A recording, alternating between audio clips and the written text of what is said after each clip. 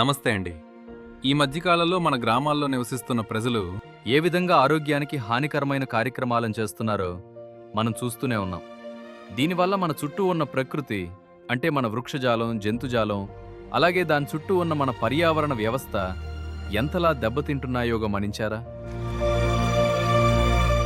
అంతేకాకుండా మన నిర్లక్ష్యం వల్ల తాగే నీటిని, బ్రతికే భూమిని, పీల్చే గాలిని, ఆఖరికి తినే తిండిని కూడా మనమే కలుషితం చేస్తున్నాము. కానీ ఈ పరిస్థితిని ఇలాగే వదిలేద్దామా? వద్దు, దీన్ని మారుద్దాం. ఆ మార్పుని మన ఇల్లే ఒక పునాదిగా మన ఇంట్లో నుండే మొదలు పెడదాం. మన ఇంటి చెత్తను రోడ్డు మీద వేయకుండా ఈ 4 విధాలుగా వేరు చేద్దాం. వెట్ వేస్ట్, వంటగది వ్యర్థాలు.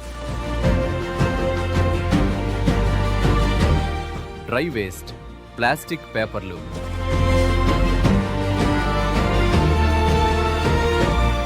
శానిటరీ వేస్ట్, డయాపర్లు, ప్యాడ్స్ వంటి ఆరోగ్య సంబంధిత వ్యర్థాలు.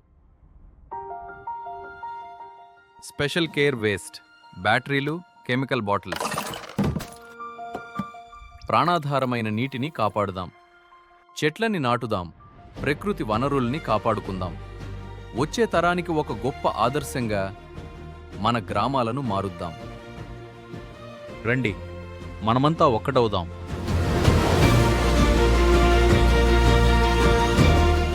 స్వచ్ఛ గ్రామ పంచాయతీ, స్వచ్ఛ తెలంగాణ బాటపైరా బయలుదేరుదాం.